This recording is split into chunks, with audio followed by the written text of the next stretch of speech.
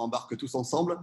Mais donc, le pilote principal, je vous le présente, c'est Emmanuel Nagua, parce qu'en fait, si on est là, c'est un peu à cause de lui, et pour lui peut-être, et pour nous aussi peut-être, puisque c'est un projet qui date déjà de quelques années, de parler déjà de la biodiversité et de ce sanctuaire de biodiversité au cœur de l'Europe, comme c'est noté dans le titre, mais également, pourquoi pas, et comme je l'avais noté peut-être à la fin du petit résumé de présentation, pourquoi pas imaginer d'aller sur place avec une organisation, disons, de réduite au niveau du nombre, évidemment, parce qu'on est sur un milieu naturel sensible. Il y a un peu plus de 10 ans maintenant, je pense que c'était au moment où, justement, j'étais de temps en temps sur le delta intérieur du fleuve Niger.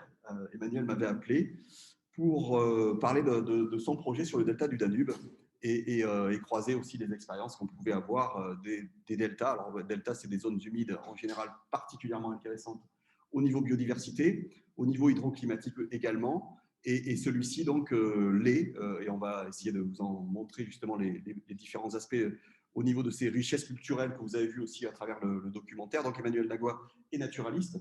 Il fut un temps où tu as été à l'association qui s'appelle Laguna, oui, voilà, qui était une des premières associations naturalistes à faire des actions sur la Gironde notamment. D'ailleurs, quand moi j'ai débuté à Terre et Océan, je t'ai venu te voir, vous voir, parce que vous étiez plusieurs à la Maison de la Nature rue de Tausia.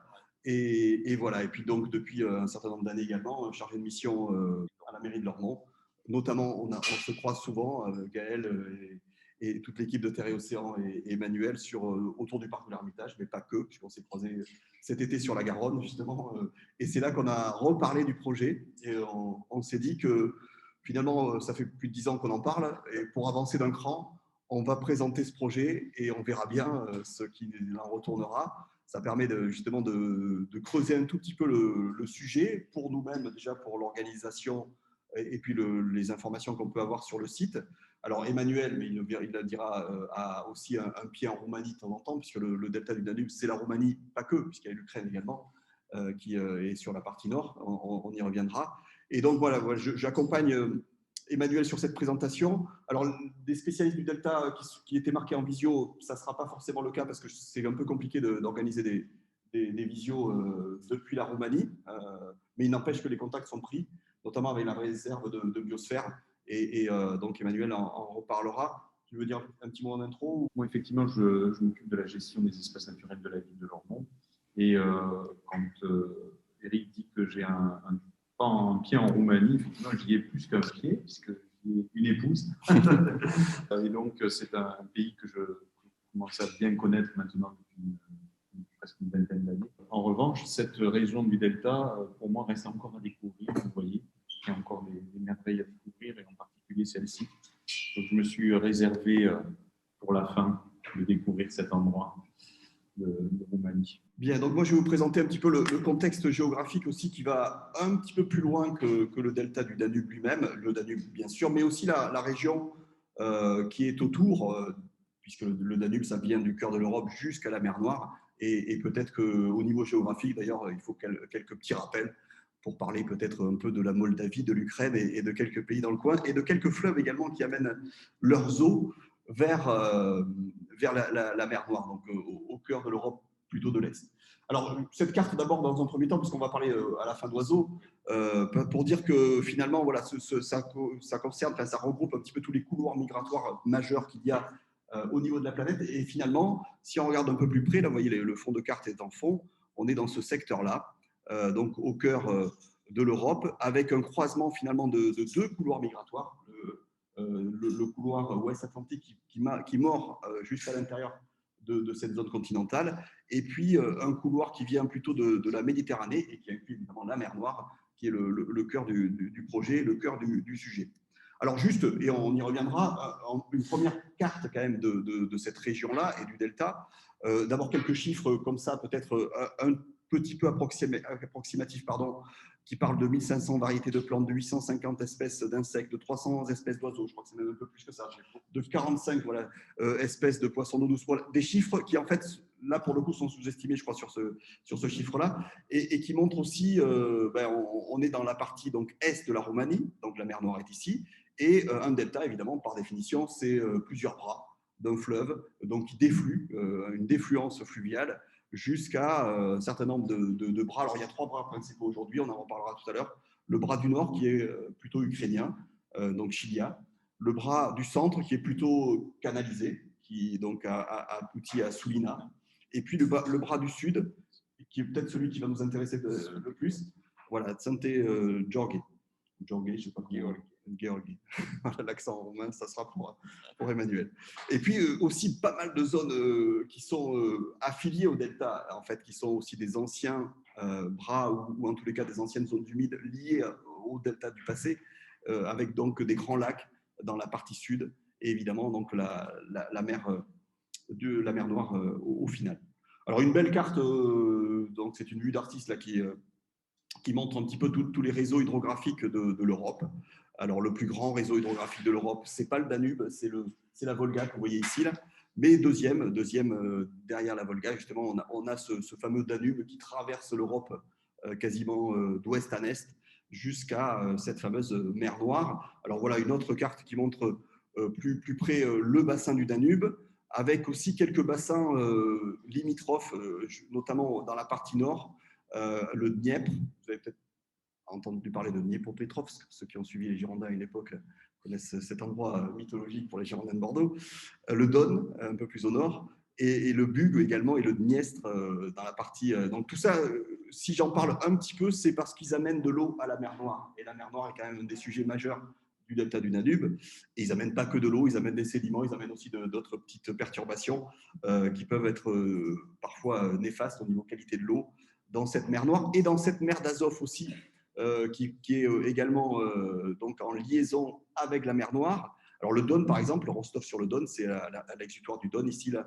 dans la mer d'Azov. La mer d'Azov, c'est aussi au niveau géopolitique un endroit aujourd'hui stratégique particulièrement convoité, avec évidemment l'Yalta, etc., puis la Crimée, tout simplement, qui est au milieu, comme ça, convoité par la Russie, par l'Ukraine. Donc on est dans cette région-là qui fait partie des régions dans lesquelles les désordres actuels sont aussi importants, des villes comme Odessa également. Et puis, donc, on arrive à Sulina, ici, là, même s'il n'y a pas le réseau sur cette carte-là. On est là presque au centre de la côte ouest de la mer Noire, un centre-nord, on va dire, pour le ski du delta du Danube. On voit la ville de Constanta aussi, qui est une ville importante de la côte roumaine. Bucarest est plus à l'intérieur. On y reviendra. Voilà, sans rentrer dans le détail, il y a une biodiversité également alors sur le fleuve et sur le delta, mais également sur la mer Noire. Alors là, j'ai pris l'exemple d'un petit requin d'eau douce et saumâtre, dont le nom d'ailleurs exact m'échappe, mais bon, voilà, qui fait partie des espèces particulières, puisqu'en fait, cette mer Noire, cette mer d'Azov, c'est un vestige de la Thétis. Alors là, on revient sur des histoires géologiques bien anciennes, donc d'un vieil océan qui s'est refermé et qui a gardé une partie donc de mer intérieure. Alors, on verra bien que la mer intérieure, certes, mais la mer intérieure, et je vais y venir tout de suite, elle est relativement récente. Alors, voilà, des hypothèses de reconstitution aussi de cette mer Noire, de l'origine de cette mer Noire, tout simplement, elle ne daterait telle qu'elle est aujourd'hui en tant que mer semi-salée, puisqu'on est à peu près à 18 grammes par litre de sel dans cet espace-là, mais pendant longtemps, en fait, ça a été un lac d'eau douce, jusqu'à ce que, entre la mer Égée, la mer de Marmara, et le fameux détroit du Bosphore, il y ait une rupture qui se fasse il y a 7500 ans environ, peut-être d'ailleurs à l'origine des fameux mythes du déluge, fameux mythes de l'arche de Noé, Gilgamesh, etc. Enfin, il y a pas mal de légendes dans toutes les sociétés, enfin, dans toutes les cultures de ce monde-là et du monde globalement, qui peut-être parlent, on avait fait une conférence d'ailleurs à l'Aquaforum là-dessus, de cette histoire-là, de mer Noire qui va être submergée justement à partir du moment où on a ce détroit. Et surtout, au niveau écologique, ça change totalement, puisque jusque-là, on avait un lac d'eau douce, et puis tout d'un coup, ça arrive avec une salinité qui va se mélanger aux eaux douces. Arriver, alors, je ne vais pas faire une très grande présentation, mais je rappelle les fleuves du Nord, en fait, le Don, donc Rostov-sur-le-Don, donc qui arrive dans la mer d'Azov, mais finalement indirectement jusqu'à la mer Noire. Alors quelques images de cette partie-là. Donc là, on est en Russie, pour le coup, avec une hydrologie aussi un petit peu chaotique, enfin en tous les cas avec des écarts saisonniers importants pour ce fleuve-là, mais je ne vais pas aller bien plus loin là-dessus. Un autre fleuve très important, c'est le Dniepr, donc toujours au nord, mais là, c'est pour le coup directement dans la partie, donc dans la partie ouest de la Crimée, par rapport à la Crimée en tous les cas, donc dans la mer Noire. Le Dniepr, donc, c'est la Bérésina aussi, enfin, le petit village de Bérésina, enfin, le petit cours d'eau affluent dans la fameuse Bérésina. C'est Kiev, c'est également Tchernobyl, d'ailleurs, sur un des affluents. Donc, c'est sur le Pripyat, je crois, dans ce secteur-là. Voilà. Et puis un exutoire également. Alors, c'est aussi une zone qui a été certes convoitée à certaines époques. Alors, quelques images justement du Dniepr, qui est un des fleuves majeurs aussi donc de la partie nord de la mer Noire, à Kiev, à Dniepopetrovsk, à Kherson, dans la partie aval. Et puis, c'est à l'époque, d'ailleurs, sur ce fleuve-là, qu'on a construit le plus grand barrage de la Russie, en tous les cas de la Fédération russe, dans les années 30. Un barrage donc hydroélectrique qui a été probablement à l'époque un des plus grands du monde. C'est largement plus le cas aujourd'hui, mais il n'empêche que c'est un barrage d'ailleurs qui a été détruit 2 fois pendant la Deuxième Guerre mondiale, et donc une zone aussi qui a vécu quelques soubresauts à ces époques-là. On se rapproche un petit peu du Danube et de la Roumanie, mais également de la Moldavie, avec le Boug, ici, qui arrive donc très proche d'ailleurs de l'embouchure du Dniepr lui-même. Donc on pourrait presque dire qu'on a une embouchure quasiment commune, et un tout petit peu plus proche du Danube, également le Dniestre, qui est donc à la limite, et qui est pour partie en tous les cas ukrainien, mais également moldave, un tout petit peu hongrois aussi sur la partie amont. Et donc c'est des fleuves qui sont quand même pas tout à fait négligeable, parce que c'est quand même, si je parle sur celui-là, 1300 km de longueur, c'est-à-dire bien 2 fois, un peu plus de 2 fois la Garonne, par exemple, pour nos. Par contre, un peu moins d'eau que la Garonne, donc avec 377 mètres cubes seconde en moyenne. Voilà un peu pour le panorama des fleuves principaux qui sont plutôt au nord de la mer Noire. Et voilà, c'est des zones, et c'est pour ça que je vous parlais de barrages, etc., qui sont aussi en partie industrialisés, avec quelques éléments de rejet aussi qui peuvent être aussi néfastes pour la mer Noire. Pour le Danube, venons-en au Danube lui-même, et évidemment, c'est le fleuve, alors le 26e fleuve mondial en longueur, partagé alors pour son bassin versant, je dis bien son bassin versant, je crois que ça fait 13 pays: Roumanie, Hongrie, Autriche, Serbie, Allemagne, Slovaquie, Bulgarie, Bosnie-Herzégovine, Croatie, Ukraine, Tchéquie, Moldavie, Slovénie, Suisse, Pologne, Albanie, Italie. Là, on est parti plutôt de la partie aval, et on est remonté petit à petit. 3020 km de longueur, donc le parti du delta, évidemment, c'est l'exutoire de tout ça, l'exutoire de 817 000 km² de bassin versant, avec un débit final global moyen de 7130 mètres cubes par seconde. Alors, ce n'est pas l'Amazone qui fait 175 000 mètres cubes seconde, ce n'est pas le Congo non plus à plus de 40 000, mais bon, ça fait quand même partie des top 30, on va dire, des fleuves du monde. Donc derrière la Volga pour ce qui est de l'Europe, et largement en tête pour ce qui est de l'Europe de l'Ouest et du Centre, avec donc ce partage. C'est le fleuve le plus international du monde au niveau de son bassin versant, et même si on regarde ça, là ici, là, ça reprend un petit peu de l'amont vers l'aval, les pays rive droite, rive gauche, donc l'Allemagne, l'Autriche, la Slovaquie, la Hongrie, je vais reprendre là plus dans l'ordre, la Croatie d'un côté, puis la Serbie par la suite, la Bulgarie, mais également la Roumanie. Alors là, c'est sur le cours même du Danube, et puis la Roumanie, et avec sur le côté rive gauche, un petit peu de Moldavie, et beaucoup d'Ukraine aussi sur la partie finale du delta, sur le delta nord. Voilà pour les. Alors, il y a aussi des affluents majeurs, notamment celui qui arrive du côté de Belgrade, la Save, puisque la Save, c'est dans la partie aval une grosse partie de l'eau qui est transportée. C'est l'affluent principal au niveau hydrologique, en tous les cas. La Save qui traverse la Slovénie un petit peu, la Croatie beaucoup, un petit peu la Bosnie-Herzégovine, et également la Serbie. Donc, c'est vraiment un très gros affluent majeur. Qui donc, évidemment, sur le Danube même, il y a un certain nombre de grandes capitales. D'ailleurs, je mets une photo pour vous les montrer, presque pas toutes, mais évidemment Vienne, Bratislava, Budapest, Belgrade, pour ce qui est des principales. Capitale, je crois que je n'ai pas oublié. Bon, là, vous avez des photos de la ville de bâtiment également en Croatie. Budapest, que vous voyez ici, ville du Danube, avec Buda et Pest de l'autre côté. Et ville du Danube avec beaucoup d'enjeux par rapport à l'eau potable, par rapport à la navigation, par rapport à l'énergie, par rapport à l'écologie. Donc il y a eu beaucoup de débats d'ailleurs entre la Hongrie et la Slovaquie, notamment dans l'époque communiste aussi, au sujet d'un gros projet de barrage entre la Slovaquie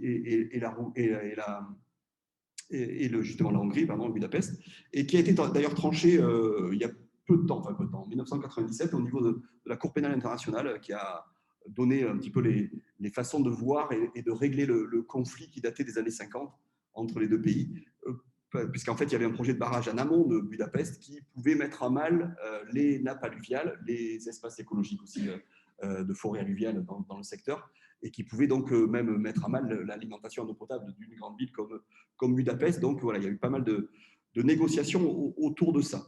Alors les sources du Danube, elles sont en Allemagne, a priori, hein, à Donaueschingen. Hein, peut-être certains ont vu. Alors elles sont scénarisées, je dirais, par cette espèce de puits-fontaine qu'on voit ici sur cette photo un peu mieux en haut. Alors il paraît que c'est la source absolue, mais bon, évidemment, un fleuve, c'est pas un seul cours d'eau. Juste une petite remarque aussi pour dire que dans cet écoulement, il est accompagné justement par des résurgences d'eau souterraine. Ça, c'est une carte qu'on a publiée d'ailleurs dans le dernier magazine Terre et Océan consacré aux eaux souterraines. Donc, tout le long du Danube, que vous voyez un petit peu là, vous imaginez, puisque vous voyez donc d'ouest à est, là, jusqu'à la mer Noire, on voit que tout ce qui est bleu, là, c'est des nappes souterraines assez conséquentes qui amènent de l'eau en différé, justement, pour maintenir un débit cohérent et assez stable dans l'année. Le Danube fait partie de ces fleuves qui ont un écart saisonnier relativement faible. Il y a des fleuves où, entre le bas niveau d'eau et le haut niveau d'eau, on multiplie par 20, par 30. C'est le cas pour le Nil, par exemple, pour n'en citer qu'un. Mais là, finalement, c'est de 1 à 2 fois plus d'eau entre les bas niveaux d'eau qui sont plutôt, vous voyez, en septembre-octobre. C'est-à-dire, en ce moment, quasiment, ça reprend un petit peu. Et puis les hauts niveaux d'eau du printemps, avril, mai, juin, juillet éventuellement. Mais voilà, donc on a un facteur 2 quoi, entre les deux, mais ce n'est pas non plus hyper spectaculaire. Parmi les particularités de la partie amont aussi, on a ce qu'on appelle la disparition du Danube. Donc on est en Allemagne à ce moment-là, et le Danube disparaît dans une faille géologique. Et finalement, une partie de cette eau, alors ce n'est pas des gros flots évidemment, va être en résurgence, alimenter son voisin, son grand voisin de l'Europe de l'Ouest au niveau fluvial, c'est le Rhin, du côté de Constance. Donc ça, c'est une des particularités aussi. Les connexions entre fleuves, il y en a assez peu en général, mais là, cette connexion, elle se fait en souterrain entre les deux grands fleuves, on va dire, de l'Europe de l'Ouest et du centre. Voilà, et puis pour revenir donc à ce Danube-là, on va donc petit à petit descendre et arriver vers Galatie, vers donc ce fameux delta. Et donc, avec dans la partie roumaine aussi des particularités géologiques, notamment les portes de fer qui sont dans la partie, donc l'entrée en Roumanie quasiment venant de la Serbie, c'est-à-dire une zone donc très encaissée, où là aussi, quelques projets hydroélectriques sont en route. Et puis, finalement, on arrive, si je reviens sur la carte précédente, vous voyez Bucarest ici.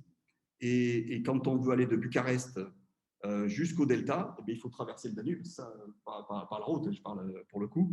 Il faut traverser au moins le Danube une fois, parce que Galatie, ce n'est pas tout à fait encore l'entrée du delta. Il faut aller jusqu'à Tulcea pour aller sur l'entrée du delta. Et donc, je vais vous en montrer alors quelques cartes. D'abord, une photo satellite qui montre un petit peu le delta d'en haut. Donc, on voit bien tout ce qui est plutôt en vert ici, c'est cette zone humide et les lacs dont je parlais au tout début, là, dans la partie sud. Ces trois branches principales, c'est 800 000 km². Alors, je n'ai pas de titre de comparaison, mais la Gironde… c'est 70% de la Corse. De la Corse. Bon, 70%. Ça donne une idée. Voilà. Pas tout à fait comme la Corse, par contre.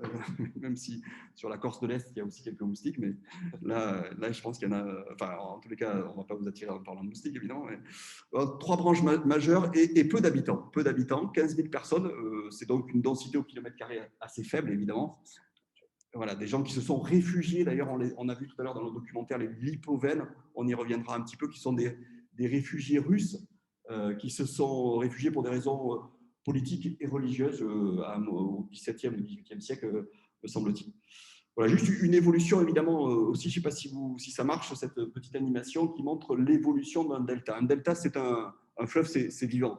mais alors en delta, ça l'est encore plus que les autres parties du fleuve. Quand on est dans les portes de fer entre deux falaises de roc, forcément la divagation est moindre. Par contre, voilà, un delta, ça amène de l'eau, ça amène des sédiments, ça dépose. Et en plus, sur la mer Noire, il y a aussi tous les mouvements de la mer Noire elle-même qui vont jouer aussi sur la configuration du delta. Et vous voyez donc ce petit déroulé montre que depuis l'Antiquité, là sur cette première diapo, ben, ça a beaucoup évolué, les zones humides.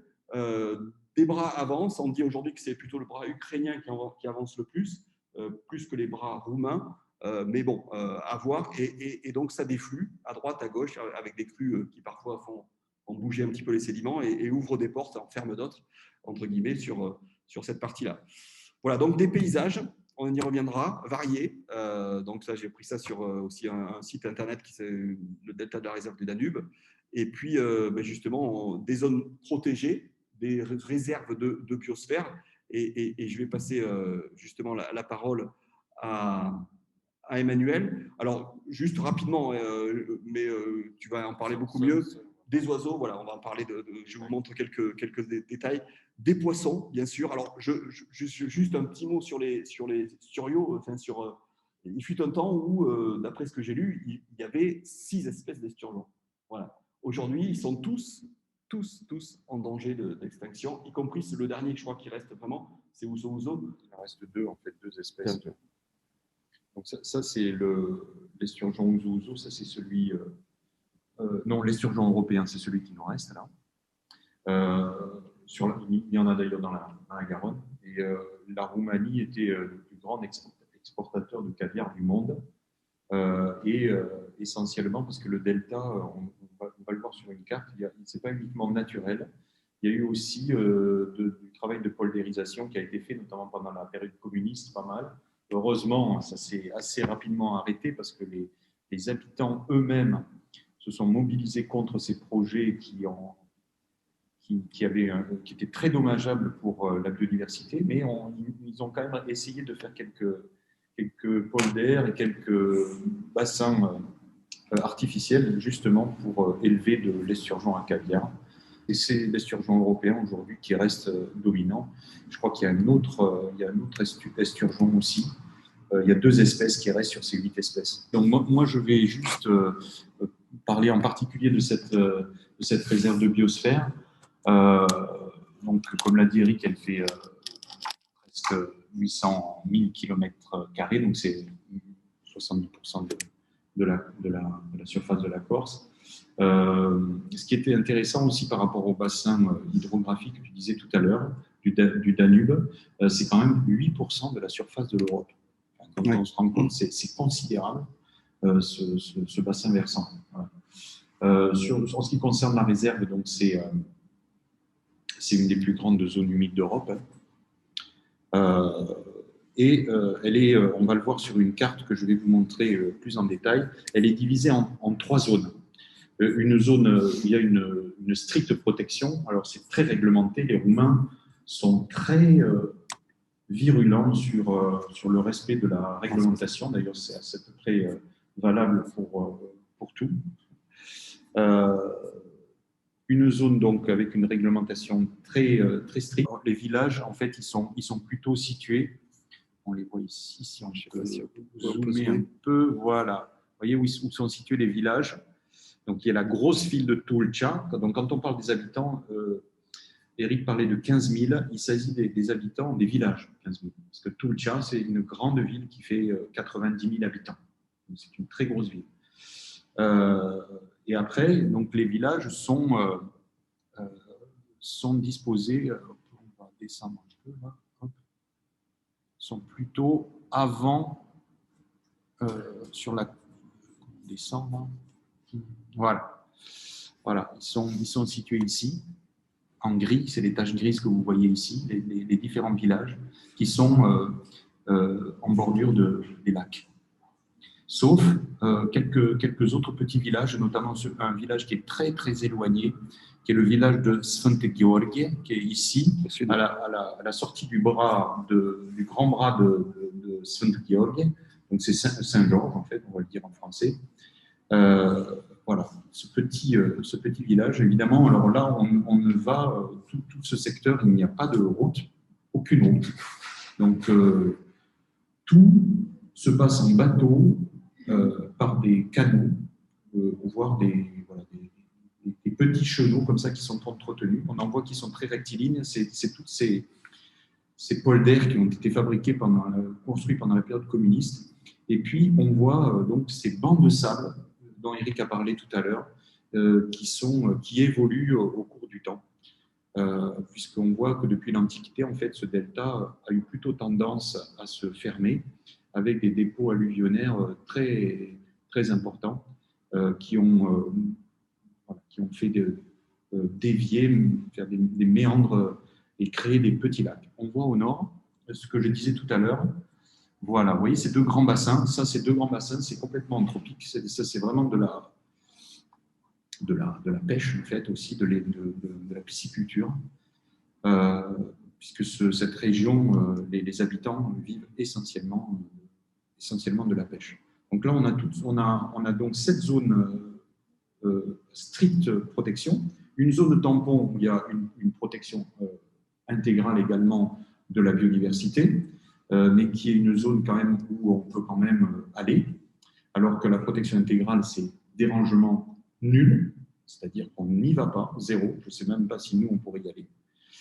Il faudra voir avec les gestionnaires de la réserve, mais donc c'est des endroits où ne vont que c'est de stricte quiétude. Donc c'est des zones de nidification, etc. en général. Et puis ensuite, donc la zone vraiment, la troisième zone, qui est en vert ou en blanc, qui est de l'agroforesterie, hein, donc avec des cultures, et puis ensuite les villages, les villes, etc. Voilà, donc on a ces trois grandes zones tampons. Moi, ce que j'ai trouvé intéressant, c'est surtout de vous parler de la biodiversité, hein, de cette zone, et évidemment, en particulier des oiseaux, puisque c'est le paradis des ornithologues. Je vais vous-même proposer un petit jeu, mais Gaël, il n'a pas le droit de jouer. Donc, c'est quand même le premier delta qui a été classé au patrimoine mondial de l'UNESCO. Il a été classé en 1991. Donc, la réserve de biosphère a fêté ses 20 ans cette année. C'est assez notable. Et des paysages de zones humides, vous voyez, avec ces nymphéas, ces canaux qui sont bordés, quelquefois complètement envahis de phragmites, de toutes sortes de roseaux, de graminées. Ici, on voit des iris. Voilà, c'est la plus grande roselière d'Europe. Voilà. Voire même. Donc, effectivement, on l'a vu un petit peu dans le petit film, ces canaux, il faut les entretenir régulièrement. Et en Roumanie, rien ne se perd. Ces phragmites sont utilisés pour recouvrir les toitures, pour faire tout un tas de choses, et les litières des animaux. Enfin, voilà, donc on parlait de biodiversité.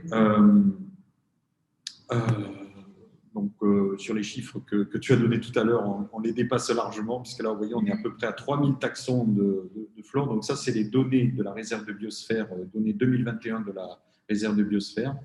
Alors, ce qui est intéressant sur la flore, vous voyez, c'est la proportion qui est liée aux plantes aquatiques, puisqu'on a 1592 espèces d'algues. Donc, les macromycètes, c'est les champignons à fleurs, hein, et puis 1364 espèces de plantes vasculaires. Et en ce qui concerne la faune, c'est très important, parce qu'on a, vous voyez, pour vous donner une idée, en France, je pense qu'on est à peu près en faune, en comptant les macro-invertébrés, on doit être à peu près à 10 000. Vous voyez, ça donne un peu une idée de la richesse de la biodiversité sur ce delta. Voilà. En particulier, donc, 365 espèces d'oiseaux. 365 espèces d'oiseaux, c'est la moitié des espèces qu'on trouve en Europe. En Europe, on trouve à peu près 600 espèces d'oiseaux. Donc, c'est-à-dire que quand on va visiter cet endroit, en en fait, on est sûr de tomber sur des espèces qu'on va pas voir ailleurs. Voilà, on n'a pas de. C'est pour ça que c'est le pays des ornithos, parce qu'ils savent que de toute façon, ils y vont 3 jours. Ils savent que pendant 3 jours, ils vont voir des choses qu'ici, il leur faudrait des semaines de vigie pour pouvoir les observer. Donc ça, c'est très intéressant. Et puis des mammifères. Donc les oiseaux, 51 espèces de mammifères, c'est quand même aussi assez important, on le verra tout à l'heure. Donc, je vous ai promis un petit quiz. Bon, on va le faire. Alors, le premier en haut à gauche, vous le connaissez celui-là, peut-être pas, ou du moins son cousin. C'est un cormoran, voilà. C'est un cormoran, c'est le cormoran pygmée, le petit cormoran. Voilà, on le reconnaît, là c'est un adulte, sa tête qui est un petit peu couleur de marron comme ça. Donc le deuxième, ça il est facile, le deuxième, ça c'est le pélican blanc, hein, deuxième. Le troisième, c'est aussi un pélican, et celui-là, il est spécifique de la réserve de biosphère. C'est une des plus importantes zones de nidification après l'Afrique de cette espèce. C'est le pélican frisé, donc du coup. On revient à sa coiffure. Voilà, il s'est fait le brushing. Il n'est pas si frisé que ça. Il est méché plutôt. Il y a des mèches. Ouais. Et il communique beaucoup en claquant du bec, un peu comme les cigognes. C'est très impressionnant quand on a une colonie de plus de 1000 ou 2000 individus, ça fait un boucan pas possible.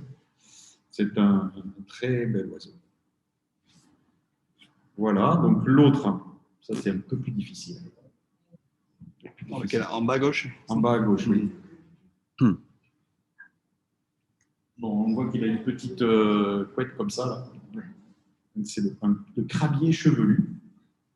Crabier chevelu, donc ça c'est toute la famille des hérons, on va les appeler comme ça. Son cousin qui est juste à côté, donc celui-là il est plus connu, celui-là quand même. Celui-là on en observe aussi quand même pas mal sur notre bassin d'Arcachon, du moins sur les zones humides littorales. C'est le bihoreau gris, le héron bihoreau gris. Le petit animal très très élégant qu'il y a après. Donc ça, c'est un limicole. Le limicole, vous savez, ce sont ces animaux qui viennent manger dans la vase et qui viennent comme ça sonder la vase et manger tous les annélidés, les petits vers, les petits mollusques qu'on trouve dans la vase. Ça, c'est l'échasse blanche. C'est un très, très bel oiseau. J'en ai encore. Hein. Ah, oui. Il y en a 365 espèces. Je ne vais pas toutes vous les faire. J'ai fait que les principales. Donc, une petite douzaine, je crois. Donc, celle-là aussi, elle est très connue. Hein. Elle porte un très joli nom. Elle s'appelle l'aigrette garzette. Ça, il y en a des très belles colonies sur le bassin.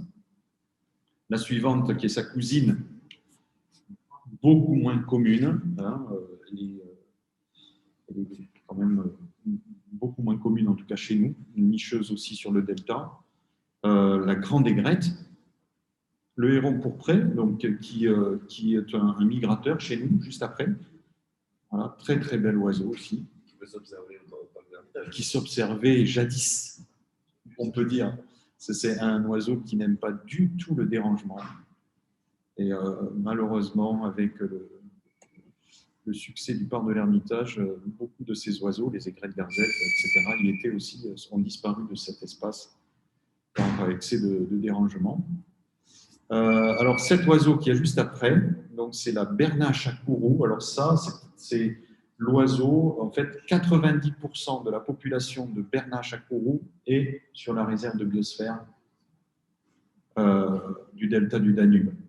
Donc, c'est un migrateur et elle vient hiverner. 90% de la population de bernache à courroux vient hiberner sur le delta. Donc, c'est l'oiseau vraiment phare de cette réserve, en nombre d'individus.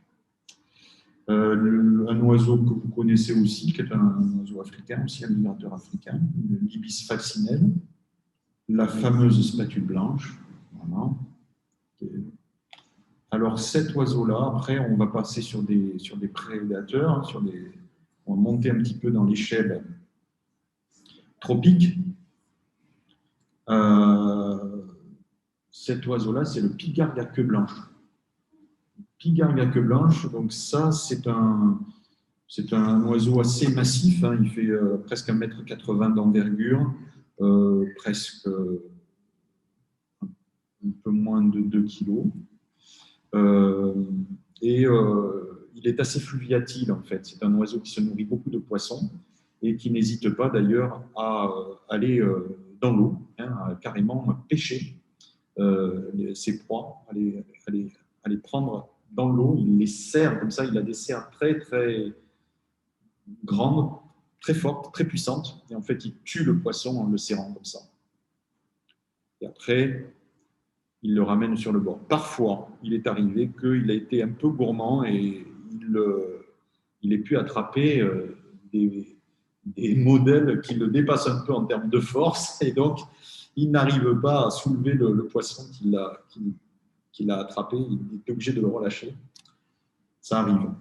L'autre après, c'est aussi un prédateur que vous connaissez, qu'on retrouve aussi beaucoup sur les marais du Médoc. Il est très reconnaissable parce qu'il vole comme ça toujours plutôt au ras des phragmites. C'est le busard des roseaux. Donc ça, c'est un busard donc il niche il est nicheur dans les roseaux. Deux tadornes. Donc celui de droite, vous le connaissez. C'est le tadorne de Belon. Et celui de gauche, c'est le Cazorca. Voilà, deux magnifiques canards. Alors moi, j'aime beaucoup les canards. C'est vraiment. Alors ça, c'est des canards de surface. C'est des oiseaux qui sont très élégants, qui ont vraiment des couleurs extraordinaires. Voilà. Et puis une capacité. Enfin, ils ont donc une capacité. Ils sont complètement étanches, alors qu'ils passent leur temps dans l'eau. Hein, ils passent un temps très important à se huiler le plumage pour empêcher que l'eau pénètre à l'intérieur, évidemment. Ce sont des animaux qui ont, comme tous les oiseaux, hein, des températures qui sont très élevées, autour de 41 degrés. Vous voyez, que ce soit d'ailleurs un roitelet huppé qui fait 2 grammes ou un tadorne, c'est 41 degrés aussi. Donc évidemment, vous imaginez qu'il faut beaucoup alimenter la machine pour pouvoir tenir cette température. Et donc, ils peuvent voilà, aller plonger, etc., vivre en 100% du temps sur l'eau, presque, parce qu'il faut quand même aller pondre. On ne peut pas pondre dans l'eau. Ça s'appelle un poisson, ça ne s'appelle pas un oiseau. Voilà, ils arrivent à maintenir leur température de cette manière.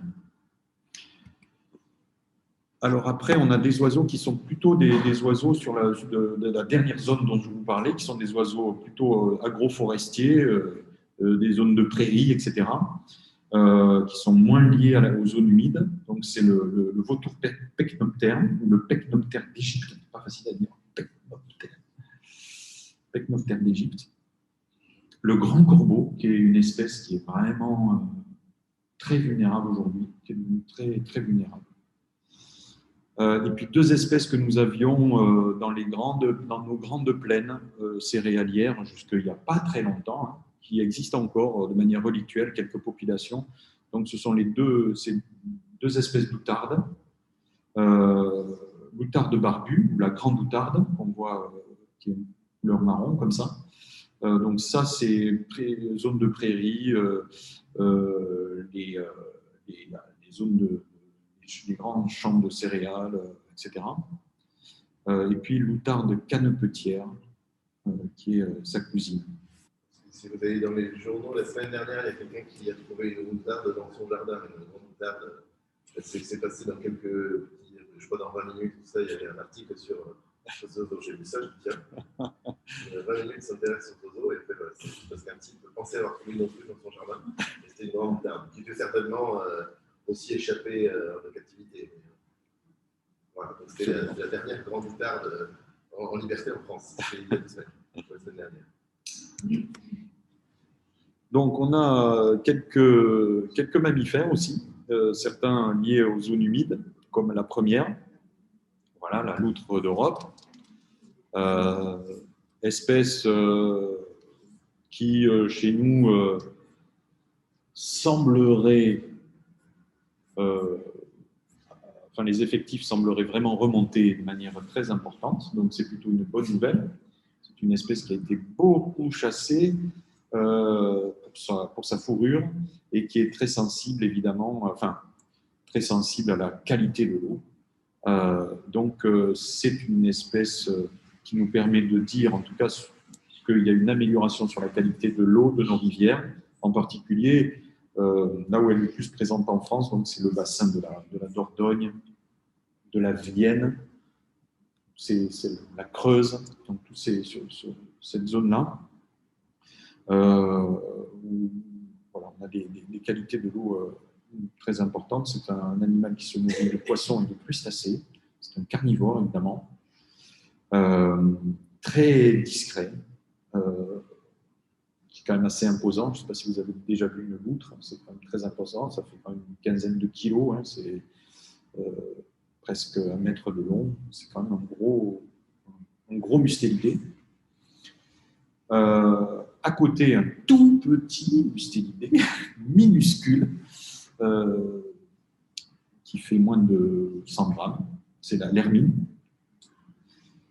Voilà. Et puis après, on a le fameux vison d'Europe, qui est très présent sur le delta et qui, chez nous, a quasiment disparu. Donc, le petit museau blanc avec sa tache à la fois sur sa mâchoire supérieure et sur sa mâchoire inférieure qui le différencie du vison d'Amérique. Et puis après, donc ça c'est pour les mustélidés. Après, deux canidés, le chacal doré, que vous voyez ici, qui est un loup en fait, hein, qui est aussi présent sur le delta. La Roumanie possède la plus grande population de loups d'Europe, hein, et d'ours d'ailleurs aussi. Ils ont à peu près 3000 ours dans les forêts, les grandes forêts primaires roumaines, puisqu'il en reste quand même. Et puis, un autre canidé, le chien viverin aussi, voilà. Et puis, le chat sauvage qui est assez répandu. Donc ça, c'est des grands prédateurs. Alors, les poissons, ce n'est pas ma spécialité, donc je ne vais pas m'étendre, si ce n'est sur l'esturgeon dont je vous parlais tout à l'heure. J'ai mis les 3 poissons les plus, on va dire, importants du delta. Hein. L'esturgeon, donc, qui est maintenant une espèce protégée. On est d'accord avec ça. Hein. La pêche n'est plus du tout autorisée. Plus de production de caviar sur le delta du Danube. L'alose pontique, donc qu'on voit, ça ressemble à notre alose, l'alose Alosa alosa, hein, notre alose européenne. Et puis le grand silure. Vous voyez, le grand silure, ce poisson d'ailleurs qui est aussi présent dans la Garonne, je crois, il me semble. Ouais, c'est qui est un problème. Qui est un poisson qui peut être assez monumental, hein, peser plusieurs centaines de kilos, mesurer presque 3 à 4 mètres de long. C'est un animal très imposant. Voilà. Alors, juste un petit mot d'ailleurs sur les poissons, pas forcément sur les poissons, mais eux-mêmes, mais sur leur contexte en fait. D'après ce que j'ai lu, en tous les cas sur quelques publications, il y a un réchauffement de l'eau aussi qu'on a ici sur notre estuaire d'environ 2 degrés ici, et également on le voit sur le delta du Danube et sur le Danube d'ailleurs sur son cours aussi, et ça joue probablement sur aussi quelques poissons. Il y a aussi quelques espèces invasives au niveau des poissons qui semblent poser problème, pas forcément des très gros, mais des petits poissons. Il y a quelques petites gobies là, qui ont fait leur apparition dans cette zone-là.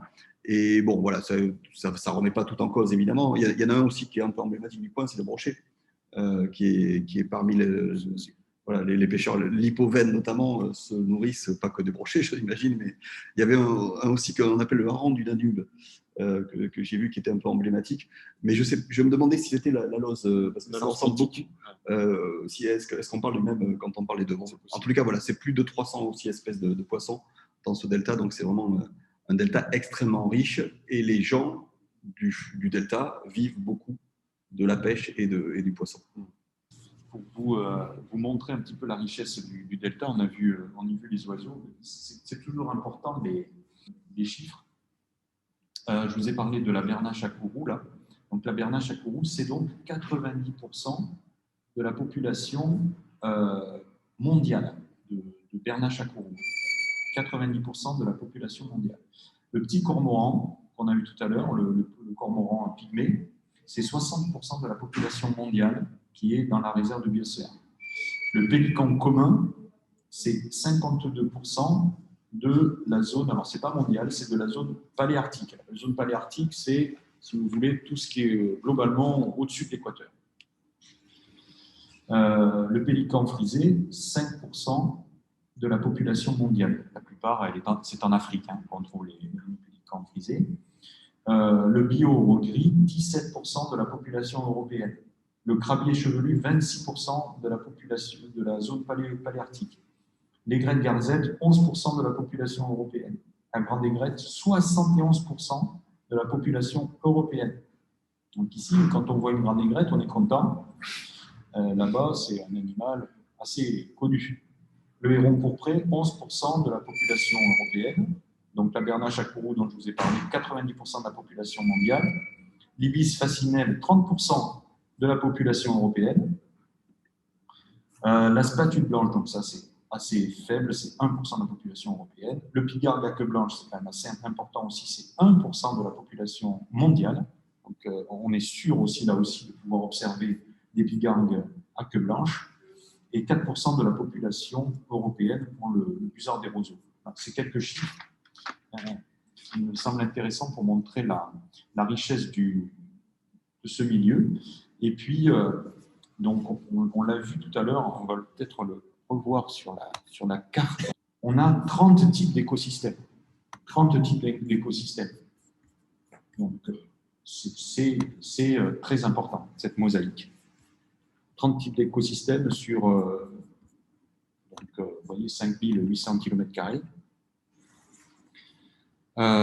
qui créent ces milieux comme ça tout à fait particuliers. Donc on a évidemment le grand bras central du delta du Danube à l'ouest, qui fait partie. Ensuite on a les bras dont parlait Eric tout à l'heure, les 3 bras principaux, celui de Kilia au nord, qui fait la frontière avec l'Ukraine, le bras central de Sulina, voilà, et puis le bras sud de Sfântu et de Saint-Georges. Voilà. Donc, là, on est sur si vous voulez, des circulations actives. Voilà, on a le Danube avec ses bras principaux, on va appeler ça comme ça, et ensuite on a donc tout un réseau de canaux. Il est fortement déconseillé de s'improviser une petite balade sur ces canaux sans savoir où on va, parce que là, c'est très périlleux, parce qu'évidemment que, comme on n'a aucun point de repère au milieu des phragmites, on se perd complètement. Au début, oui, première à gauche, deuxième à droite, troisième à gauche, machin, puis après, ah oui, bon, c'est sûr que c'était première à gauche? Non, non. Et voilà. Donc, fortement déconseillé de s'aventurer dans ces canaux. Il y a des personnes qui sont des guides spécialisés dans ce domaine-là, qui connaissent tous ces canaux comme leur poche. Ils y vont la nuit même. C'est impressionnant. Donc voilà. Donc ça, c'est aussi un milieu très important. Là, sur ces canaux-là, l'eau aussi est en circulation active. Et puis ensuite, on a vu toute cette zone lacustre avec une multitude de lacs plus ou moins grands qui sont des eaux. Alors là, on est sur des eaux douces ou des eaux saumâtres. Donc ça fait partie des écosystèmes particuliers, évidemment, qui changent complètement la donne, avec aussi, mais assez peu, des lacs où on a une possibilité, enfin où le gestionnaire a la possibilité de gérer les niveaux. Donc ça, c'est aussi important. Juste, je me promenais là sur la carte pour montrer aussi que le parc, il prend un tout petit bout de la mer. Ouais. Aussi. Il inclut un petit peu la zone littorale aussi, dans la partie sud. Ouais. À partir du bras de Souguina, surtout. Voilà, et donc, puisqu'on parle de la zone littorale, évidemment, on a des cordons de sable et des zones dunaires, comme chez nous. Hein, sur le sud, là, tout ça, c'est des zones dunaires, des dunes. Et puis après, il y a des zones de polder, donc ces zones vertes, agroforesterie, prairies, etc. Les aménagements piscicoles dont j'ai parlé, évidemment, il y a aussi des plages, qui est en soi un écosystème en soi, la plage. Le cordon littoral, le cordon dunaire, donc toutes les prairies et les forêts, et des petites lagunes qui sont différents des lacs. Alors, une lagune, c'est une zone peu profonde qui est très propice au développement des amphibiens et qui, voilà, où il y a vraiment très peu d'eau. Ça peut être moins d'un mètre d'eau. Ça peut être plus ou moins étendu, ça peut être tout petit. Donc, fait partie de ces 30 types d'écosystèmes. Donc, vous imaginez 30 types d'écosystèmes, on peut changer complètement de paysage, on peut complètement changer de milieu, on peut observer des animaux totalement différents sur les eaux, donc c'est très intéressant.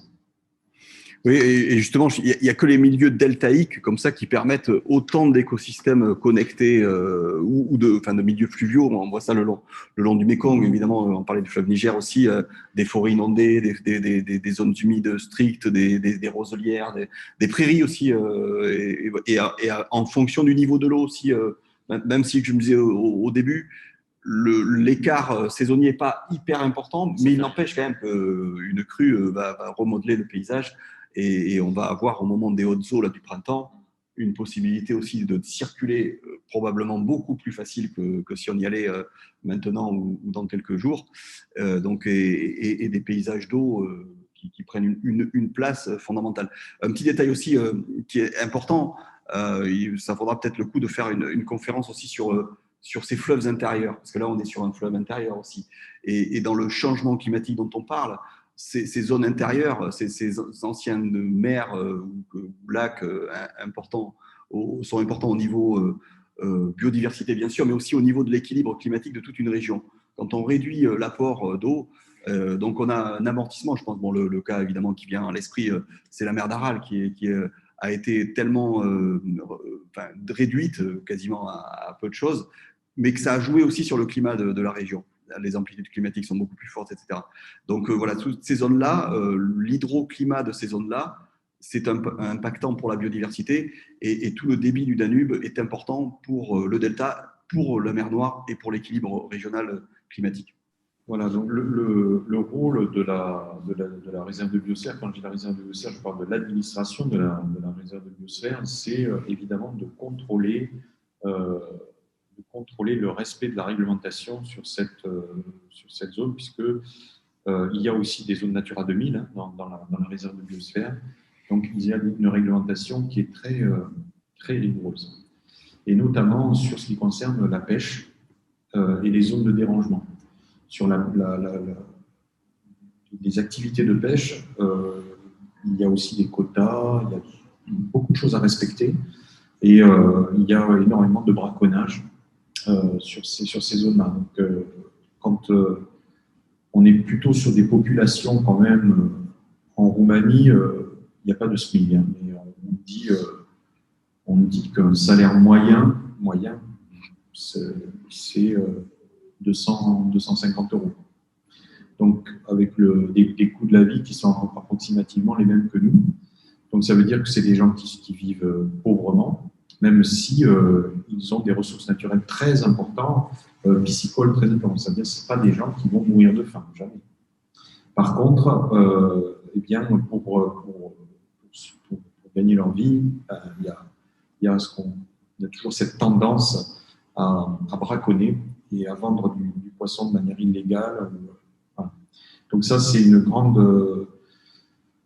activité de l'administration de la réserve de biosphère, c'est-à-dire que cette réserve, elle est arpentée de jour comme de nuit par une batterie de gardes et qui n'hésite pas, parce que là, je n'ai plus en tête quand j'avais lu ça c'était les tarifs des amendes, ça n'a rien à voir avec nos amendes à nous. C'est des milliers d'euros. Hein. Mais pour un Roumain, c'est un travail de toute une année sur une amende comme ça. Donc, c'est très, très dissuasif. Après, pour aborder plutôt des aspects culturels, parce que ça me semble important de voir aussi dans ces zones-là en particulier comment l'homme et la nature vivent harmonieusement. Alors, pendant la période communiste, il y a eu quelques tentatives de maîtriser, de gérer la nature, mais comme on ne sait pas faire, on fait n'importe quoi. Avec ces pêcheurs, cette population qui est présente sur le Danube, donc on l'a dit tout à l'heure, hein, donc c'est présent depuis le Paléolithique, mais vraiment la population qui s'est structurée autour du delta, c'est ce qu'on appelle les DAS. Les DAS, c'est une population qui est vraiment qui vient vraiment de Roumanie, qui est une population présente endémique de Roumanie, qui vivait là 8 siècles avant notre ère. Et ensuite, évidemment, ce qui a d'ailleurs donné à la Roumanie sa langue d'origine, c'est des populations romaines, puisque l'Empire romain, notamment les armées romaines, sont venues dans ces zones. La mer Noire, c'est extrêmement stratégique. C'est une zone extrêmement stratégique depuis toujours, depuis même la présence de depuis l'Empire byzantin, comme l'a dit Eric tout à l'heure, puisqu'elle est à l'articulation avec à la fois le bassin méditerranéen, l'Europe et l'Asie. Donc c'est une zone qui est une zone conflictuelle permanente, et l'Empire romain ne s'y est pas trompé puisqu'il a mis sa capitale, non à Rome, mais à Constantinople. Donc aujourd'hui, actuellement, Istanbul, ou Byzance. Donc c'était la capitale de l'Empire, juste au Bosphore, la sortie de la mer Noire. Voilà, donc c'est une zone qui est très, très importante au niveau géostratégique, encore aujourd'hui, avec un brassage de population très important, les Perses, tous ceux qui viennent du bassin méditerranéen, les slavophones, et puis les Roumains qui sont donc des latinophones, au cœur des Slaves, hein, puisque les Serbes sont parlent plutôt une langue slave, Lettonie aussi, l'Ukraine est une langue slave aussi, hein, bien entendu. Donc voilà, c'est une enclave latine au cœur de l'Europe, l'Europe de l'Est.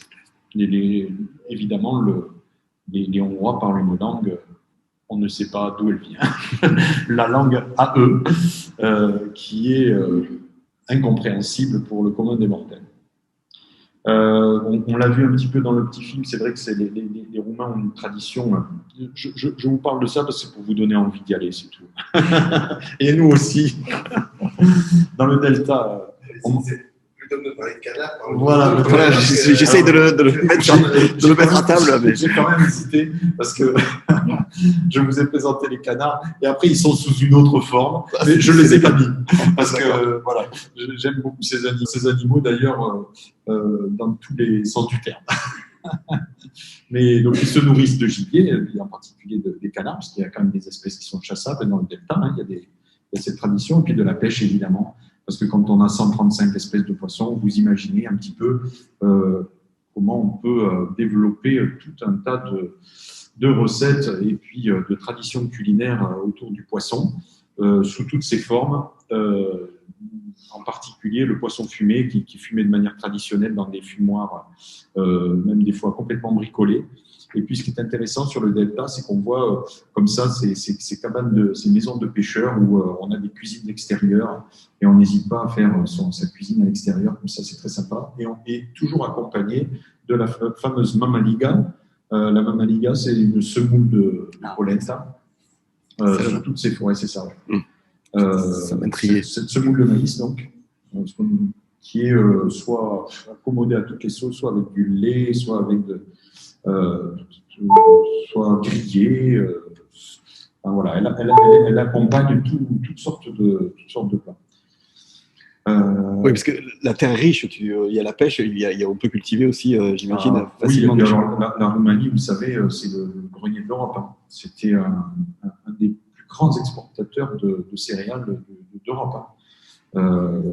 Avant, pendant la période communiste, la Roumanie, elle n'était pas déficitaire. Hein. C'était un pays qui est très riche, qui a des réserves, qui avait d'importantes réserves d'or, qui avait d'importantes réserves céréalières. Enfin, c'est un pays qui est très riche. Des forêts, parce que les Autrichiens, ils protègent leurs forêts. Par contre, ils vont chercher leur bois en Roumanie, parce que là, c'est comme ça, c'est pas chez nous. Donc, voilà, très très riche au niveau des forêts. Voilà. Et puis, on l'a vu un petit peu dans le petit film aussi, ce sont des traditions qui sont bien ancrées dans ce pays. Voilà, et donc c'est un pays qui a majorité orthodoxe, donc c'est des chrétiens orthodoxes,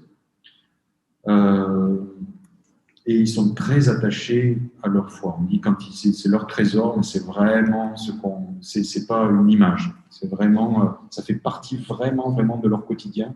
Donc vous avez vu tous les petits tas de sable, enfin les grindul qu'ils disent, donc ce sont ces dépôts alluvionnaires, et bien, ils portent le nom d'un saint, comme nous, nos villages. Donc ils sont très attachés à leur foi. Et pour vous donner envie, j'ai mis quand même quelques images de possibles tracés touristiques. Donc il y a différentes possibilités de tracés, évidemment, avec des guides. Il y en a une quinzaine déjà qui sont déjà bien en fonction du temps qu'on a, des différentes zones qu'on souhaite aborder, et on y va bien exclusivement en bateau, Ouais. Ou en canoë, ou en petite barque. Enfin, il y a tout un tas de choses. J'ai mis quand même le petit... S'il y a parmi vous des ornithologues passionnés de photos, ils fournissent tout un tas d'abris, d'affûts pour pouvoir prendre des photos. Et puis, on peut loger dans les maisons de pêcheurs traditionnels. Je vous parlais des phragmites tout à l'heure. Ils les utilisent pour faire leurs toitures, qui sont parfaitement étanches. C'est une tradition qui est encore des métiers pour ces toits-là, en bordure. Voilà. Et puis, il y a des choses un peu moins... Enfin, à la fois une architecture traditionnelle, qu'on peut garder quand même, tout en étant moderne. Donc ça, c'est une photo d'un gîte que j'ai trouvé à Santeggioli. Donc il y a des ça peut être très, très confortable, très convivial. Les Roumains sont des personnes qui sont très accueillantes. On se sent vraiment en pays. Je ne sais pas si vous connaissez, certains d'entre vous sont allés en Italie, c'est les mêmes en fait. On dirait des Italiens de l'Est.